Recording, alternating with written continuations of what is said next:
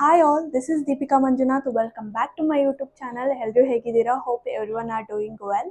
ನನಗೆ 9 to 5 job ಮಾಡ್ತಾ and also shows ಮಾಡ್ತಾ ಇದ್ದೆ up to 8 month of my pregnancy. And ನನ್ನ ರೊಟೀನ್ನ ಕೂಡ ಫಾಲೋ ಮಾಡೋದು it was not easy though, but ನಾನು ಸ್ಟ್ರೆಸ್ ಆಗ್ತಾ ಇರಲಿಲ್ಲ. ಹೇಗೆ ನನ್ನ ಮೈಂಡನ್ನು ನಾನು ಟ್ರೈನ್ ಮಾಡಿದ್ದೆ, ಯಾವ ರೀತಿ ನನ್ನ ಮೈಂಡ್ ಸೆಟ್ ಇತ್ತು, ಆ್ಯಂಡ್ ಆಲ್ಸೋ ನಾನು ಯಾವೆಲ್ಲ ಪ್ರಾಕ್ಟೀಸ್ನ ನಾನು ಮಾಡ್ತಾ ಇದ್ದೆ. ಬಿಕಾಸ್ ಪ್ರೆಗ್ನೆನ್ಸಿಯಲ್ಲಿರುವಾಗ ಆದಷ್ಟು ಸ್ಟ್ರೆಸ್ ಆಗದೆ ಇರೋ ಥರ ನಮ್ಮನ್ನು ನಾವು ನೋಡ್ಕೋಬೇಕು. ಆದಷ್ಟು ಕೆಲವೊಂದು ನೆಗೆಟಿವ್ ವಿಚಾರಗಳಿಂದ ನಾವು ಸ್ವಲ್ಪ ದೂರನೇ ಇರಬೇಕು. So first of all stress ಅಂದರೆ ಏನು? ಓಕೆ, ಸ್ಟ್ರೆಸ್ ಅಂದರೆ ಇಟ್ಸ್ ಅ ಬಾಡಿ ಆ್ಯಂಡ್ ಮೈಂಡಿನ ಒಂದು natural response to the certain things of the life. ಈ ಸ್ಟ್ರೆಸ್ಸಲ್ಲಿ ಒಳ್ಳೆ ಸ್ಟ್ರೆಸ್ ಕೂಡ ಇದೆ, ಬ್ಯಾಡ್ ಸ್ಟ್ರೆಸ್ ಕೂಡ ಇದೆ. ಒಳ್ಳೆ ಸ್ಟ್ರೆಸ್ ಬಂದು ಅಕ್ಯೂಟ್ ಸ್ಟ್ರೆಸ್ ಅಂತ ಕರೀತಾರೆ. ಬ್ಯಾಡ್ ಸ್ಟ್ರೆಸ್ನ ಬಂದು ಕ್ರೋನಿಕ್ ಸ್ಟ್ರೆಸ್ ಅಂತಲೇ ಕರೀತಾರೆ, ಅಂದರೆ long term stress. Poverty, financial issues ಆಗಿರ್ಬೋದು, ರಿಲೇಷನ್ಶಿಪ್ ಇಶ್ಯೂಸ್ ಆಗಿರ್ಬೋದು, ಡಿಪ್ರೆಷನಲ್ಲಿದ್ದರೆ ಇದೆಲ್ಲ ಕ್ರೋನಿಕ್ ಸ್ಟ್ರೆಸ್ ಲೀಡ್ ಮಾಡುತ್ತೆ. ಸೊ ಹಾಗಾಗಿ ಸ್ಟ್ರೆಸ್ಸೇ ಒಂದು ದೊಡ್ಡ ಶತ್ರು ಅಂತಲೇ ಹೇಳ್ಬೋದು. ಸೊ ಕ್ರೋನಿಕ್ ಸ್ಟ್ರೆಸ್ ಹೇಗೆ ಅಂದರೆ ಡೇ ಟು ಡೇ ಲೈಫಲ್ಲಿ ತುಂಬ ಡ್ಯಾಮೇಜ್ ಮಾಡ್ತಾ ಇರುತ್ತೆ. ನಮ್ಮ ಡಿಸಿಷನ್ ಮೇಕಿಂಗಲ್ಲಾಗಿರ್ಬೋದು, ಅಥವಾ ನಮಗೆ ಸ್ಲೀಪ್ ಪ್ಯಾಟ್ರನ್ ಡಿಸ್ಟರ್ಬ್ ಮಾಡುತ್ತೆ, ಸ್ಟಮಕ್ ಅಪ್ಸೆಟ್ ಆಗ್ತಿರುತ್ತೆ, ಮೈಲ್ಡ್ ಹೆಡ್ಏಕ್ಸ್, ಮೈಗ್ರೇನ್ಸ್ ಬರ್ತಾ ಇರುತ್ತೆ.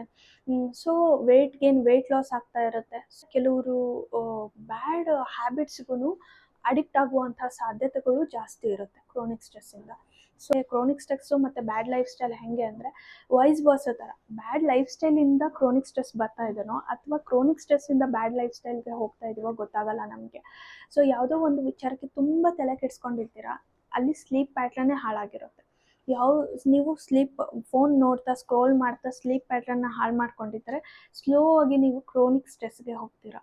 ಸೊ ಹೀಗೆ ವೈಸ್ ವರ್ಸ ಥರ ರೋಲ್ ಪ್ಲೇ ಮಾಡ್ತಾರೆ. ನಾವು ಆದಷ್ಟು ಕಾಮಾಗಿರಬೇಕು. ಆದಷ್ಟು ಒಳ್ಳೆ ಅಭ್ಯಾಸಗಳು ಲೈಕ್ ಮೆಡಿಟೇಷನ್ ಆಗಿರ್ಬೋದು, ಜರ್ನಲಿಂಗ್ ಆಗಿರ್ಬೋದು, ಅಥವಾ ಎಕ್ಸಸೈಸ್ ಆಗಿರ್ಬೋದು, ಅಥವಾ ಪಾಸಿಟಿವ್ ಥಿಂಕಿಂಗ್ ಆಗಿರ್ಬೋದು, ಮೈಂಡ್ಫುಲ್ನೆಸ್ ಆಗಿರ್ಬೋದು, ಇದನ್ನೆಲ್ಲ ಪ್ರಾಕ್ಟೀಸ್ ಮಾಡಬೇಕು. ಇದೆಲ್ಲ ನಮಗೆ ಗೊತ್ತಿರುವಂಥ ವಿಷಯನೇ. ಲೈಕ್ ನಮಗೆ ಒಳ್ಳೆ ಲೈಫ್ ಸ್ಟೈಲ್ ಬೇಕು ಅಂದರೆ ನಾವು ಅದನ್ನೆಲ್ಲ ಫಾಲೋ ಮಾಡಲೇಬೇಕು. ಫಿಟ್ ಆಗಿರಬೇಕು, ಹೆಲ್ದಿ ಆಗಿರಬೇಕು, ನಮ್ಮ ಗುರಿ ಕಡೆ ಸಾಗಬೇಕು ಅಂದರೆ ನಾವು ಇದನ್ನೆಲ್ಲ ಫಾಲೋ ಮಾಡಲೇಬೇಕು ಅಲ್ವಾ. ಸ್ಟ್ರೆಸ್ ಬರೋ ಟೈಮಲ್ಲಿ ನಾವು ಹೇಗೆ ಡೀಲ್ ಮಾಡ್ಬೋದು ಅಂತ ಹೇಳಿದ್ರೆ, ಫಸ್ಟ್ ಐಡೆಂಟಿಫೈ ಮಾಡಿ ಈ ಸ್ಟ್ರೆಸ್ಸು ಎಲ್ಲಿಂದ ಬರ್ತಾ ಇದೆ ಅಂತ ಹೇಳ್ಬಿಟ್ಟು. ದೆನ್ ವರ್ಕಿಂದ ಬರ್ತಾ ಇದೆನಾ, ಫೈನಾನ್ಷಿಯಲ್ ಇಶ್ಯೂಯಿಂದ ಬರ್ತಾ ಇದೆನಾ, ಹೆಲ್ತಿಂದ ಬರ್ತಾ ಇದೆನಾ, ರಿಲೇಷನ್ಶಿಪ್ಪಿಂದ ಬರ್ತಾ ಇದೆನಾ, ಇದನ್ನು ಫಸ್ಟ್ ಐಡೆಂಟಿಫೈ ಮಾಡ್ಕೋಬೇಕು. ಲೇಟರ್ ನಾವು ಹೇಗೆ ಅದನ್ನು ಡೀಲ್ ಮಾಡ್ಬೋದು. ಫಾರ್ ಎಕ್ಸಾಂಪಲ್ ರಿಲ್ಯಾಕ್ಸೇಷನ್ ಟೆಕ್ನಿಕ್ಸ್ನ ಯೂಸ್ ಮಾಡಿ ನಾನು ಅದನ್ನು ಕಾಮ್ ಮಾಡ್ಕೋಬೇಕಾ, ಅಥವಾ ಆ ಸಿಚುವೇಶನ್, ಆ ಎನ್ವಿರಾನ್ಮೆಂಟಿಂದ ಎಸ್ಕೇಪ್ ಆಗಿ ಎನ್ವಿರಾನ್ಮೆಂಟ್ ಚೇಂಜ್ ಮಾಡಿಕೊಂಡು ನಾನು ಅದನ್ನು ಡೀಲ್ ಮಾಡ್ಬೋದಾ ಅನ್ನೋದನ್ನು ಥಿಂಕ್ ಮಾಡಿ. ಓಕೆನಾ. ನೆಕ್ಸ್ಟ್ ಬಂದು ಒಳ್ಳೆ ಹ್ಯಾಬಿಟ್ಸ್ನ ಲೈಫಲ್ಲಿ ಇಟ್ಕೊಳ್ಳಿ.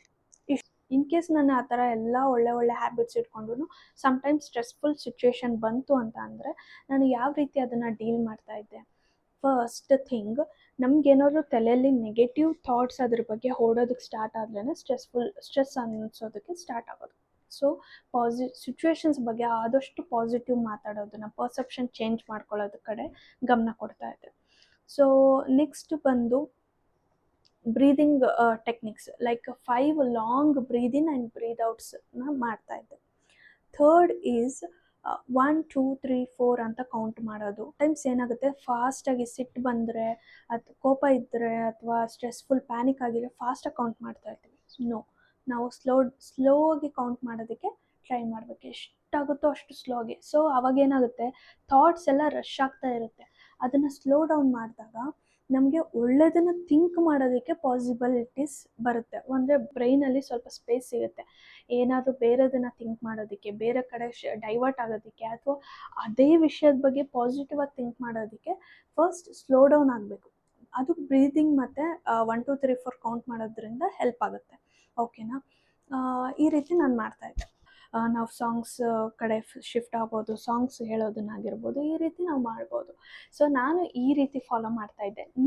ನಿಮಗೆ ಸ್ಟ್ರೆಸ್ ಆಗಿರುವಾಗ ಯಾವ ರೀತಿ ನೀವು ಸ್ಟ್ರೆಸ್ನ ಕಂಟ್ರೋಲ್ ಮಾಡ್ತೀರಾ ಅನ್ನೋದನ್ನು ನನಗೆ ತಿಳಿಸ್ಕೊಡಿ ಅಂತ ಹೇಳ್ತಾ, thank you so much for watching.